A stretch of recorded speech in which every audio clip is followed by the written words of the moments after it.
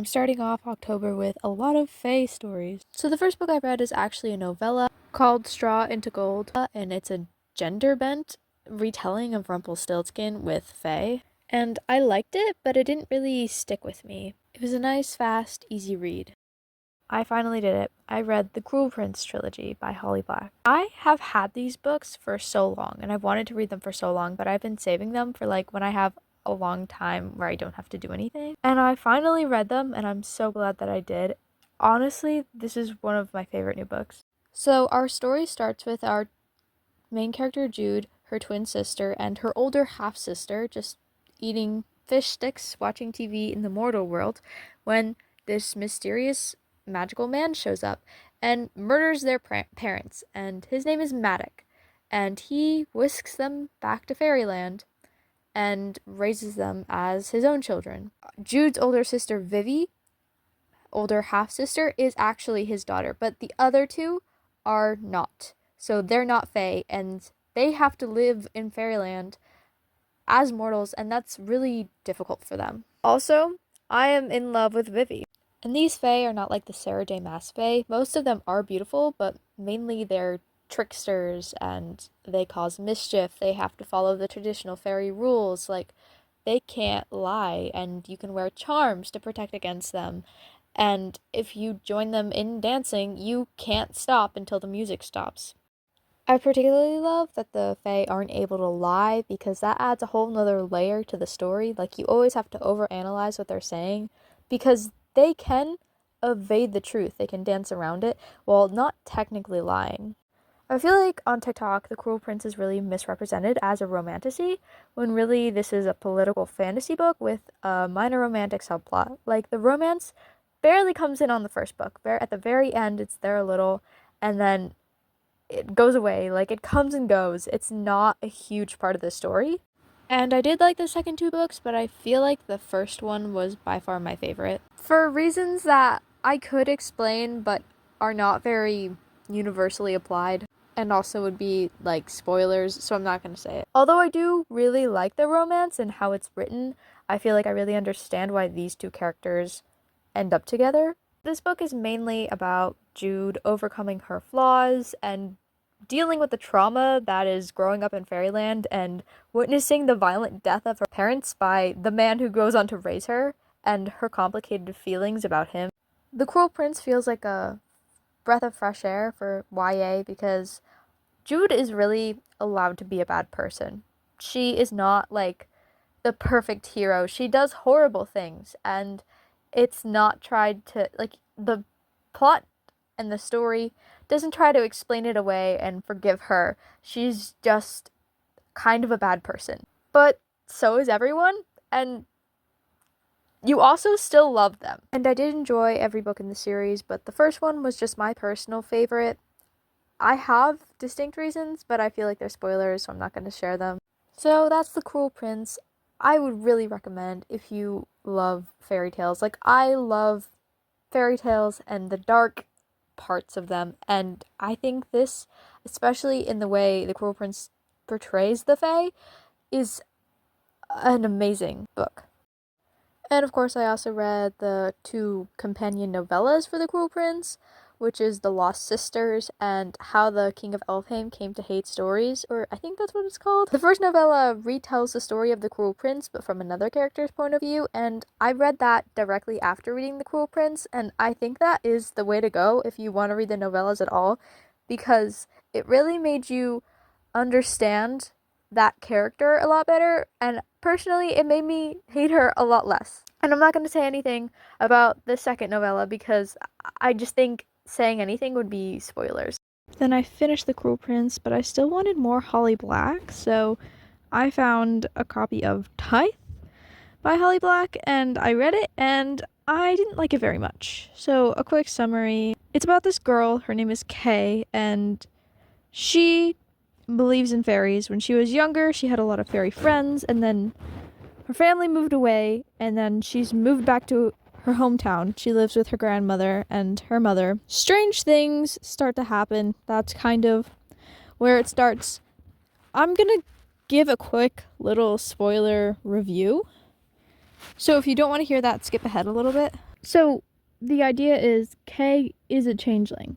She is a fairy, but a powerful like glamour was put on her, and she was replaced. She replaced her mother's actual daughter. And that is a crazy concept. I love the idea of exploring that, but it's not really explored in any meaningful way. I think this must have been Holly Black's older books, because I feel like in general, Holly Black is really good at writing characters, but in this case, I didn't care about the characters, like at all. I didn't have a sense, especially Kay and our main love interest. I had no sense of who they were or why they cared about each other. And their romance came on so fast. Like they met each other and they were immediately in love. And that whole time I was just asking like why do they care about each other? And I feel like it had a poor sense of pacing. I felt like there was just a random amalgamation of events. I decided not to continue the series because this is another series. But I looked at the summaries on Goodreads, and the second book is about a different set of characters, seemingly. And then the third book is about Kay again. So I'm a little bit confused. That's not a critique. That's just if you know, let me know in the comments. But I'm a bit confused about that. Then I finally finished a book that I've been working on reading for so long, which is Alice by Christina Henry. I think this was an incredibly written book, but it was just so gruesome that it really took me, like, I had to read it in little bits and take it in and take a little break and then come back to it. So this is a horror dystopian retelling of Alice in Wonderland, and it's a duology. There is another book, but it's about other characters. The story starts with our main character Alice, obviously, with her friend that she makes in an insane asylum named Hatcha, and they're in two different cells, but they see each other through like a mouse hole, and one day there's a fire and they escape. In this world, there's the new city and the old city, and Alice originally came from the new city and Hatcher came from the old city, but now they're both in the old city. It's like from Arcane. The new city is Topside and the old city is Zon. I think this was an incredibly crafted book.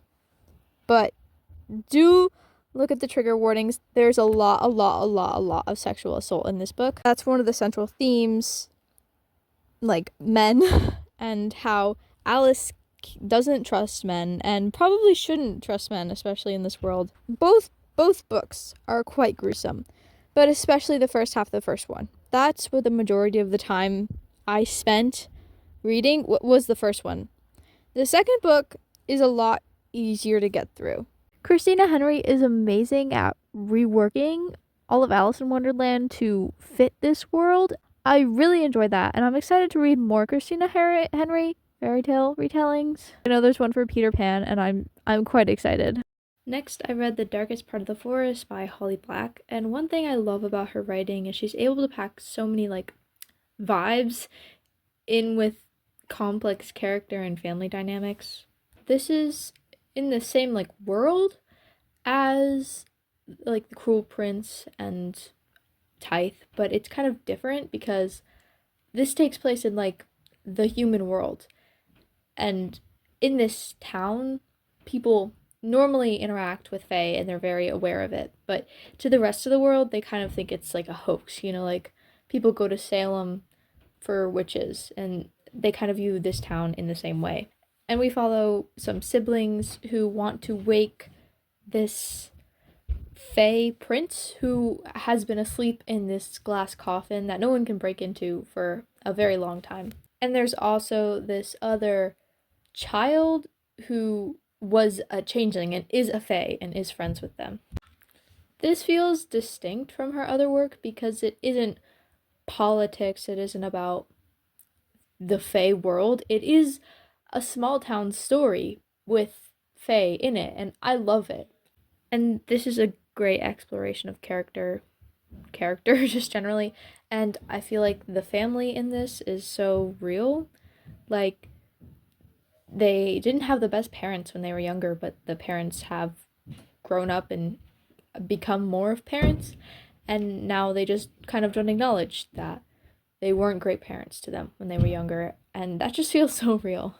Then I read Murder on the Orient Express by Agatha Christie, and something about this book just felt very special to me. I think it is the very isolated setting.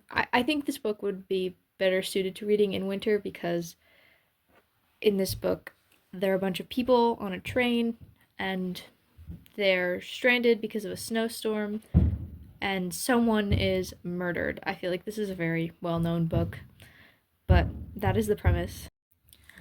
The one thing I really didn't like about this book is there are pretty harmful stereotypes in it.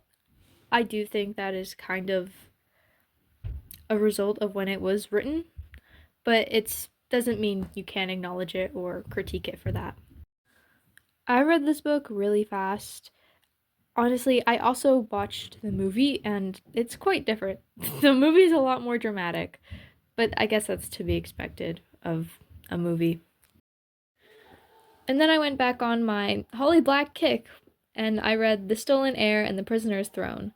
And I think I read this too fast, okay? Because when I was reading it, I was still just searching for hints of Juden Carden. Like, I wasn't over that, you know? I don't think I should have, I think I should have waited. But I put it on hold and I got the first book from the library and I was like, you know what? I have it right now. I'm going to just read it. And I really loved the vibes, and I think maybe I'll have to come back to this book later. But personally, when I was reading it, I wasn't really in it.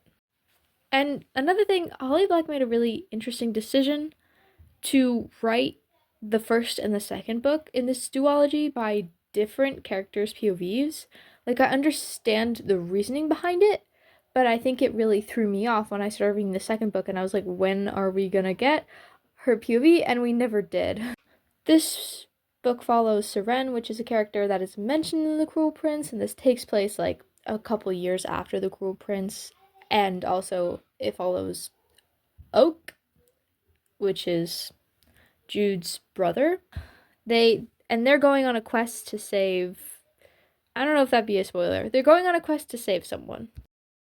And lastly, we've made it to my current hyperfixation, which is Name of the Wind, which is a book that I've already read. I read it last year, and I'm rereading it, and I'm picking up on so much more. So this is a high fantasy that follows our main character, Kvothe. We start with him before... okay, how do I... So each book in this trilogy, which is called the Kingkiller Chronicles, each book follows a day of storytelling. So our main character, Kvothe, is telling Chronicler about his life. And I don't know how much to say, how much is spoilers. So the first book follows him as a child in this like crime and drug-ridden city, and it follows him as he goes to the university. Like, one thing that we'll quickly learn about him is that he's really, really clever, but he's not wise. He makes really bad decisions, but he's really, really smart. So it's a very interesting character to read about. And his character is also really a result of his early childhood trauma, which does take place like at the beginning of the story. But this book is so magical. It has a really interesting magic system. So there are different fields, but the main thing that is the magic system is sympathy. And it's very scientific. You say you're trying to start a fire. You would use your mind, kind of, to connect it to something similar. And you draw the heat from somewhere. That's a bad explanation. And there are a lot of mysterious characters. This is a very good exploration of Kvothe's character. Like, he isn't the best person, but he's not a bad person. Like, I think when I read it for the first time, I didn't really think about Kvothe's character. I was more invested in the world and the magic. But the more I think about it, the more I realize, oh, okay, so this guy's kind of crazy, but I love him, you know? You just, oh my god, if you like high fantasy and you're willing to read a long ass book, I think Name of the Wind is great. But I will warn you, I love these books, these these high fantasy series that have long been unfinished. The last book, The Doors of Stone, is not made yet, has not been released. It's been probably like a decade. Um, so just go in knowing that this is an unfinished series. And that's all I've read this October. I really thought that I would read more, specifically October books, but hey, you know, you never know where life will take you. I think I'm gonna celebrate Halloween more in November because October was a busy time for me. I was making my Halloween costume. I was Aragorn for Halloween, and that took me a lot of time. And so, like I was listening to the Name of the Wind audiobook while I was working on that. And, I just hyperfixated on Holly Black's writing, and I wanted to read, like, everything. So, I think I'm gonna try to feel. Also, the leaves hadn't changed colors yet, and so it didn't really feel like autumn this October. So I'm gonna have to really do the October reads in November and pretend that it's still October.